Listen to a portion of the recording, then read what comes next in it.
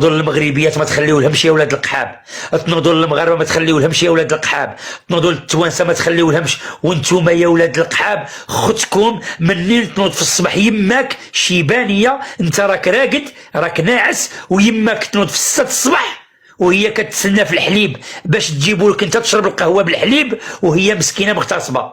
هذه هي المراه الجزائريه.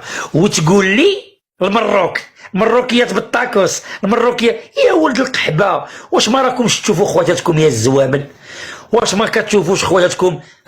ولكن شي نقول واحد القضيه، مادام كاين صف د العيالات هنا وصف نتاع الزوامل لهيه، هادو صف د العيالات هنايا والصف نتاع الزوامل واقفين كيف العيالات. شوف صف من هنا وصف منا.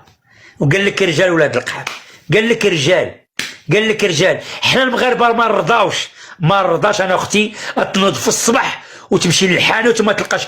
الملك ديالنا ما يبغيش بعد هذه القضيه هذه. سا ماجيستي لو غوا ما يقدش يدير القضيه هذه. سا ماجيستي لو غوا محمد سيس ما يقدرش يشوف المراه المغربيه مغتصبه واقفه هكا، ما يقدش.